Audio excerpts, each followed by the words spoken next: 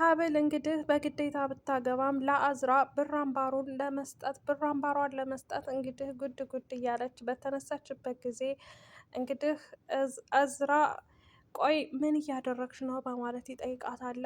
ቆይ ሙዚቃው አይሰማህም እንዴ ከታች በማለት እንግዲህ ሀብል ስትጠይቀው አዝራም እንግዲህ አያስፈልግም ያንቺ ብር አምባር ለእኔ ምንም አያደርግልኝም አልፈልግም እኔ ወድጀሽና አፍቅሬሽ እንዳላገባሁሽ ማወቅ አለብሽ በማለት እንግዲህ እየተነፋረቀች እንግዲህ እሷም ያው በሌላውም ድራማ ተነፋራቂ ናት እንግዲህ ታውቋታላችሁ ኑኑ ናት። ከዛም እንግዲህ እሷ እየተነፋረቀች ብር አምባሩን ለመስጠት ጉድ ጉድ ባለችበት ሰዓት እሱ እንደማይፈልግ የእሷን ብር አምባር እንደማይፈልግ ይነግራታል።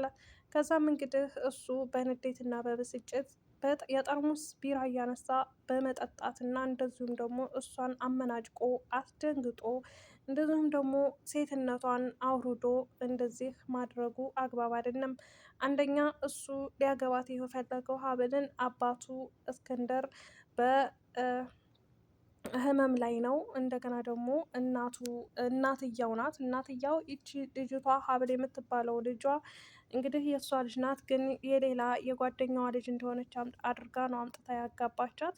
ምክንያቱም ልጇ ጥሩ ሁኔታ ላይ እንድትደርስላት እና ካለፈው ህይወቷ የተሻለ ደረጃ ላይ ሆና ኑሯን እንድትኖርላት ስለፈለገች እናትያ ተብዬዋ አምጥታ ለእዝራ ትድራታለች ማለት ነው። እዝራ ግን የእሷ ልጅ መሆኗን ስለማያውቅ አባቱ የእዝራ አባት እስከንደር አቶ እስከንደር ይሞታል። ምክንያቱም ከፍተኛ ህመም አለበት ድርጅቱን እንደዚሁም ደግሞ ሁሉም ቤቱ በአንተ ቁጥጥር ስር ነው፣ እኔ የምወዳትንና የማከብራትን ልጅ አምጥቼ ድርሃለሁ በማለት ለአባቱ ሲል ለአባቱ ትዕግስትና ለአባቱ ህመም ሲል እንግዲህ እዝራ ሀብልን ያገባታል። አዝራ ግን የሚወዳትና የሚያፈቅራት እንደዚሁም ከራሱ በላይ የሚሳሳላት የቤት ሰራተኛቸው የሆነችውን የቤት ሰራተኛቸውን ማህደርን በጣም ይወዳታል። እንደሚወዳት ለሀብል ይነግራታል። እኔ ከልቤ የማፈቅራት የምወዳትና የማከብራት ከራሴ በላይ የማምናት ማሂ ብዬ የምጠራት የቤት ሰራተኛችን ማህደር አለች፣ እሷን በጣም ነው የምወዳት በማለት እንግዲህ ሀብል ይነግራታል። እና ሀብል ደግሞ በለቅሶ እንደዚሁም ደግሞ እኔ የማይፈልገኝን ሰው አግብቼ ትዳር ነው ብዬ ኑሬ ክብሬን እንደዚህ ማዋረዴ በጣም ይቆጨኛል በማለት እንግዲህ እየተናደደች እና እየተበሳጨች ማልቀስ ጀመረች። ቬሎዋን ሳታወለቅ ከአልጋ ላይ ቁጭ ብላ እንግዲህ እዝራ በንዴትና በብስጭት ትሰሚኛለሽ፣ ቆይማ ከዚህ በፊት ወንድ ታውቂያለሽ አታውቂም ብሎ ሲላት እንግዲህ ሀብል እኔ ከዚህ በፊት ወንድም አውቄም የመጀመሪያም የመጨረሻዬም አንተ ነህ ልትል ስል አንተ ብላ ልትል ስትል እንዳጨርሹ በማለት እንግዲህ ይመልስላታል እስከ እንትና ማለት ነው እዝራ። ከዛም በመቀጠል እንግዲህ እዝራ በንዴትና በብስጭት ይህንን የያሽውን ብር አምባርሽን ለወደፊት ለሚመጣው ባልሽ ስጪው፣ እኔ ግን የዛሬው አዳርሽና የዛሬው ምሽትሽ አለደም ተጠናቋል በማለት እንግዲህ በሩን ከላዋ ላይ ዘግቶባት ጥሏት ወጥቶ ይሄዳል በንዴትና በብስጭት። እሷም ከአልጋዋ ላይ ቁጭ ብላ ማልቀስ መነፋረቅ ጀመረች። አሰላሙ አሌይኩም ወራህመቱላሂ ወበረካቱ። ወደ የተከበራችሁ የቻናል ቤተሰቦች ሰላም ሰላም ብያለሁ። ውድ ክርስቲያን ወገኖች ሰላማችሁ ይብዛልኝ በያላችሁበት። ለዚህ ቤት አዲስ የሆናችሁ እስኪ ላይክ፣ ሸር፣ ሰብስክራይብ እያደረጋችሁ አበረታቱኝ። የምታበረታቱኝ እጅግ ከልብ ነው የማመሰግነው። ውድ ቤተሰቦች ዛሬ እንግዲህ የሀብል ድራማ ክፍል 2 ይዤላችሁ መጥቻለሁ። ምክንያቱም የቤቴ የመጀመሪያው አዲስ ድራማ ነው። ይህን ድራማ ትወዱታላችሁ። የምንወዳቸው ተዋናዮች አሉበት። እነሱም ደግሞ ከነሱ መሀል ስዘረዝርላችሁ ኑኑን፣ እንደዚሁም ደግሞ ኑኑን በእንግዳ ድራማ ላይ የምታውቋት፣ ሲቀጥል ደግሞ እንትና ቃል በሀረግ ድራማ ላይ የምታውቁት፣ አቶ በቃሉ ደግሞ በኑሐሚን ድራማ ላይ የምታውቁት ነው። ስለዚህ ባዩሽም አለች። ባዩሽ ደግሞ በማን ድራማ ላይ ነበረ? ባዩሽ እንግዲህ በኖላዊ ድራማ፣ አዎ በኖላዊ ድራማ የምታውቋት ባዩሽ በዚህ ደግሞ ማን ነበረች? መህደር ነው ሁና መታለች ማለት ነው። ስለዚህ እንግዲህ ይህን ቪዲዮ እስከ መጨረሻችሁ ካያችሁት እና እስከ መጨረሻው ከተከታተላችሁት ደስ የሚል ድራማ እንደዚሁም አሁን ላይም ባዩሽ በሌላው ድራማ ላይ ለገንዘብ ብላና እንደዚሁም ደግሞ ለንብረት ብላ የማታደርገው ነገር የለም። በዛ ሁኔታ ነበር የምናውቃት።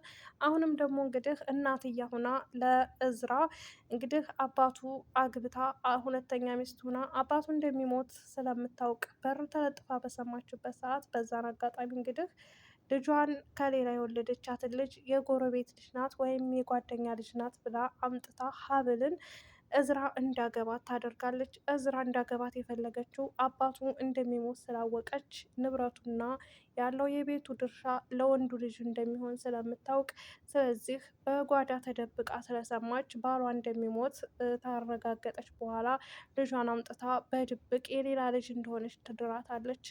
እዝራ ግን ማንንም አይፈልግም፣ ማንንም አያፈቅርም። የሚያፈቅረው ግን አንዲት የቤታቸው ሰራተኛ የሆነችው ማህደርን ነው።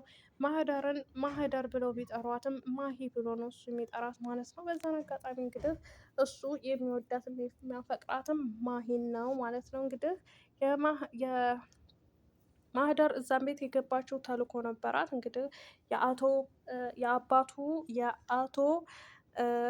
እስከንደር ልጅ የሆነችው ሴት ልጇ እህቱ ሴት እህቱ እሷ እንግዲህ እዛ ቤት ያለውን ንብረት የወንድሜ ንብረት ነው በማለት እንግዲህ ንብረቱን ወደ ራሷ ማድረግ ስለምትፈልግ ሰራተኛዋን ማህደርን ወደዛ ቤት ታስገባታለች።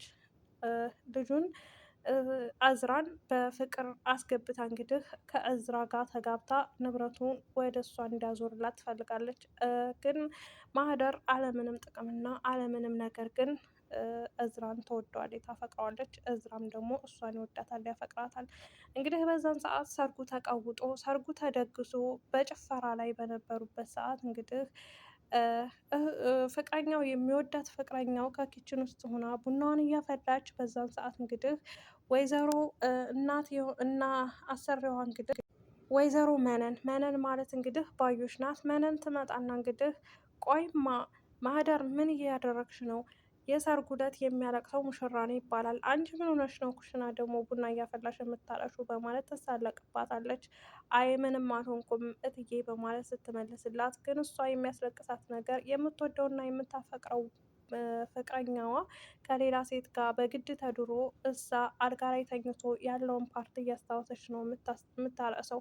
ሆኖም ግን እሱ ግን እሷን እንደሚያፈቅራትና ሀብልን እንዳልነካት ራሷ ማወቅ አልቻለችም። ግን እሱ እስከ እሷ ውጭ ማንንም እንደማያፈቅር በግልጽ ነግሯታል። ከዛም በመቀጠል እንግዲህ ወደ ታች ሲወርድ መጣና ከኪችን ውስጥ ያገኛታል። እኔ ካንቺ ውጭ የማንም ገላ እኔን ሊያነካኝ አይችልም በማለት እንግዲህ ይነግራታል። ማህደር የምታፈቅረው ወንድ እንደዚህ መሆኑና ለእሷ መታመኑን ስትሰማ ማመን አቃታትና ሮጥ አቀፈችው።